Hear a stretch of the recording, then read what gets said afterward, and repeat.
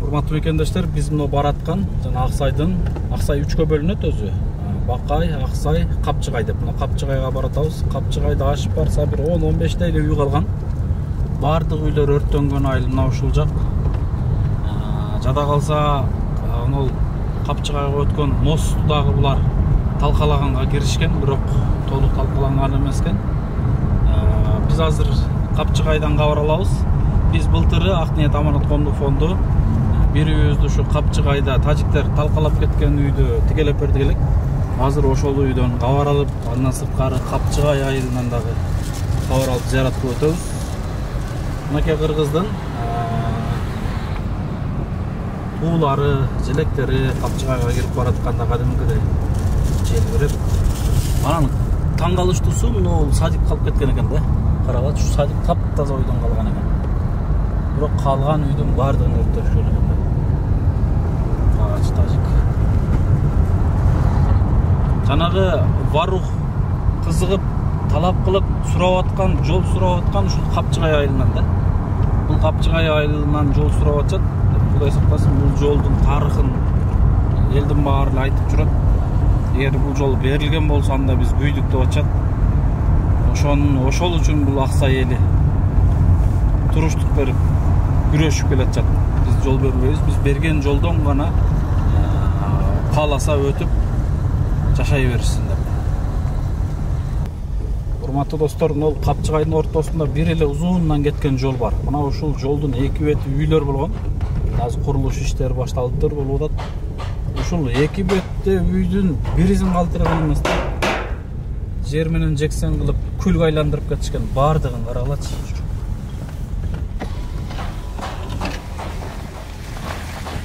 Таза үй калган эмес.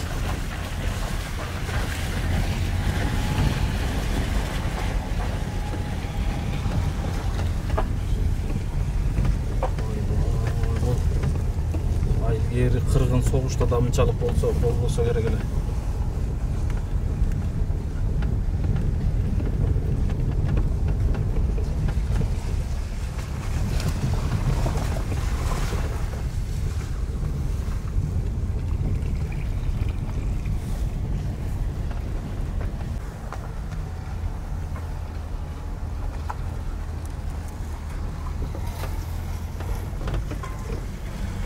Эркин ака, бул үйдө сиздин үйүңүз да? Канча жыл жашадыңыз? Төрөлгөндөн 49 жыл жашап атам. 49 жыл ушул жерде. 49 жыл баягындай чогултканда айтканда оокатыңыздын баары ушул жерде эле. Баарды ушул жерде. Мен 49 жыл жашап калган болсом, атам былтыр өтүп 96 жылдан бери жашаган жыйын терими. Мен эң кичине бала. Эң кичине атаңыздын жайы экен да анда. Мага койгон берген мүлктөрүн кыскасы сактай албадык да. Атаңыз былтыр өттүбү? Былтыркы согуштан кийин. Согуштан кийин ноябрь айында өткөн, декабрь айында. Айыл башчы болуп кызмат кылганыңыз канча жыл болду? 10 жыл болуп атат. Аксайдын айыл башчы болгонуңуз 10 жыл. Апрелде 10 жыл болот да. 10 жыл Аксайда айыл башчы болуп иштеп, мындай үйдү жаңылап бир маншетте гаражым бар эле. Гараж. Onun üstüne bir üsagam 10 yıl ayılbaşı olmuş işte. Başkası bütün atam. Atam hem canlılardı da üylördü. Eski üylör vardı. Bir üy narağda bir üy iki üy kılıp biri de atam özü yaşaçıyor. Biri de ben sevmeyenlerin yaşaçıyor. Эми баягы жогоруда айткандай өзүңүз үй бүтүп калсам да өкмөт үй салып берип калса, кудай калса бул жерде кайра эле жашооңузду өмүрүңүздү улантасыз да.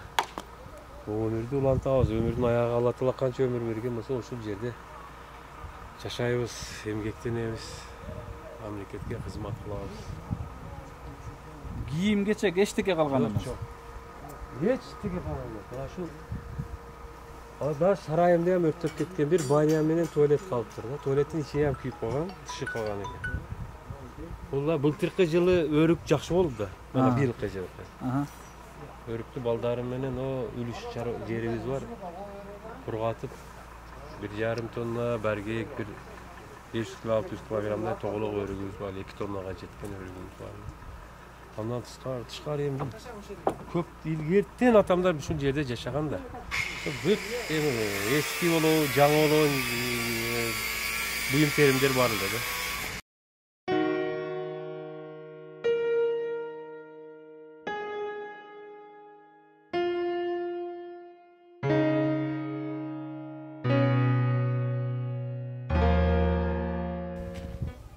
Assalamu alaikum. Урматтуу бекендештер, жалпы кыргызстандыктар. Биз Аксай, Баткен облусунун Аксай айылынын Капчыгай бетинде турабыз. Капчыгай таңги бет деп коет. Эстесеңиздер, жолбосо бизде архивде бар, Актен Аманат YouTube каналында мынол жерде үй бар эле. Биз былтыр Аксайга 2 үй тургузуп берип келдик деп жүрбөймүнбү? Ошол 2 үйдүн бириси мынол жерде. Bir үйдү тажиктер кече былтыркы тополоңдо баягындай жараксыз абалга алып келип койгон үйдү биз ремонттоп, үстүн жабып, карап, бардыгын ремонтун менен эме кылып киргизип бердик элек. Алтынбек деген агабыз жашайт эле.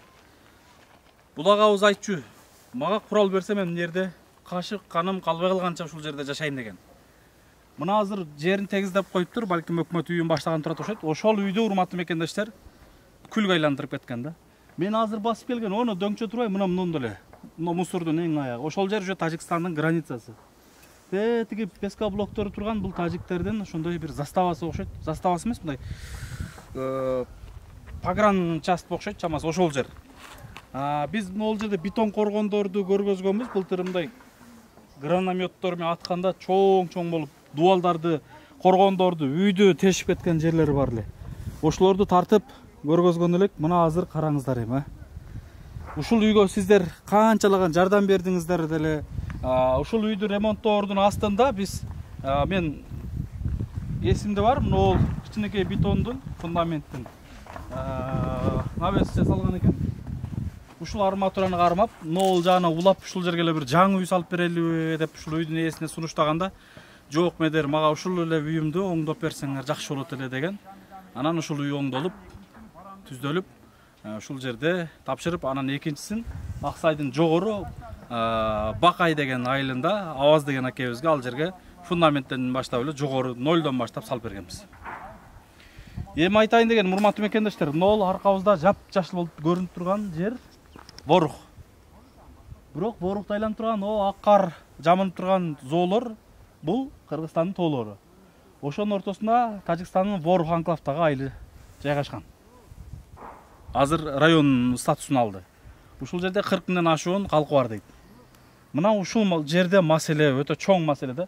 Ушул Боруктун азыр айылы эли тетиги Аксайдын ортосу менен кирип чыгат. Аксайдын ортосунан анан жогордон Бакай менен кирип чыкканда жол берген. Аны пайдаланбай жатат. Эми булардын талабы мына ушул биз турган жерден жол айланып, Таңгыбеттен барып Хажалуу деген айылга улашыш керек болуп турат. Булардын эң башкы максаты. Мына балким могул тоолордун түгү менен барыш керек. Эгер ал жер менен барган болсо, чоң маселе жаралып калышы мүмкүн. Ушундай достор, ошон үчүн Капчыгай айылында бир дагы үй калбаса дагы, бирок булардын азыр үйүн өкмөт тургузуп берип атат. Бул жерде эл дагы тургузуп берсеңер деле биз жашабайбыз деп кетип калган жок. Жашайбыз деп турат. Бирок баары бир деле кооптуу жагы бар экен. Күндүзү жапжарыкта көрүп алып деле бир аябай бир кыжалатчылык сарсанада турабыз мына карала. Тетиги Барукту каралас, жөн эле жап-жашыл. Эми ушундай эң биринчиден баягындай алыскы кыргызда сөз бар, алыскы туугандан жакын кошуна деп. Кошунаң менен жакшы болсоң анан жашооң жакшы болот дейт го. Биздин ушул могул тажик кошунабыз менен эч бир ынтымагыбыз жакшы бир келишпеди да. Неге экенин белгисиз да. Ынтымак келишип эле башка кошуналарды болуп жашап кеткенде анда мындай тополоңдор болбойт эле.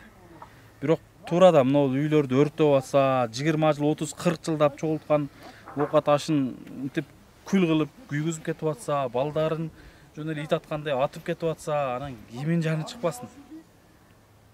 Ичинде ушундай бир ачуусун жутуп турушат. Ар бир Аксайдын балдарын, аталарды көрүп атам да азыр учурашып. Албетте, Кудайым ушул сыноо менен токтотуп, акыркы сыноолордун катарында болсун. Аллах таалам ушул Аксай элине, жалпы кыргыз элибизге аманчылык, тынччылык берсин. Ушул үйлөр батыраак туруп, ушул жерде чек ара түптөлүп элибиз ушул жерде ынтымактуу, биримдиктүү, өнүккөн өлкөлөрдүн катарында жашап калганды Кудайым насип кылган болсун. Баардыгы Алладан. Аллага жакшы дуа кыла берели, Алладан сурана берели. Баягы кыргызда сөз бар. Таш менен урганда аш менен ур дейт. Аш менен уруп эле келатабыз, аш менен уруп эле келатабыз. Эми бул жагы Кудайдан. Аллах таалам бул жашоодо болбосо дагы түбөлүктүү акырет жашоодо жазасын өтө чоң берет. Бул жашоонун сотунан булар кутулушу мүмкүн, бирок акыреттин сотунан кутулушу өтө кыйын. Мына ушундай достор. Айтаарга сөзүм жок. Эчтеке дей албай турам. Нол жерде бир үй өрттөнгөн, нол жакта бир үй өрттөнгөн. Нол жагымды көргөзөйүнчү. Мына нол жактагы капчыгай нол жерден теге сайга чейин үй калбаптыр. Эми мунун баарын көрүп бүтсөңүздөр керек. Соц тармактарда мен азыр өз көзүм менен келип көрүп, интернеттен көргөн башка, өз көзүм менен көргөн башка экен. Элдин жүзүн көрүп, элдеги жүзүндөгү башкача бир муздактыкты көрүп алып, мен мындай башкача эмоция, башкача бир эме менен келгем, настрой менен, маанай менен азыр ал нерсе жок. Кудайым тынчтык берсин. Айла жок дедейбиз эми. Бирок ушул үйгө жардам берген эли журтуман мен кечирим сурайм. Эми бул тагдырдын жазган экен. Сиздер ишенип, бизди колдоп, биз себепкер болуп, сиздердин берген аманатыңыздарга ушул үйлөр тикеленди эле. Мына ушундай болуптур. Эми айта албай турам, эдешимди билбей турам. Биз ойлочу элек бул үйлөр кеминде бир кылымда кызмат кылса соолу чоң тиерле деген ниетибиз бар эле. Бирок ойлогон ойду кыстаган турмуш жеңет болуп мына ушул. Экинчи үйүбүздү көрөбүз, экинчи үйдү көрүп, анан ал жерди дагы сиздерге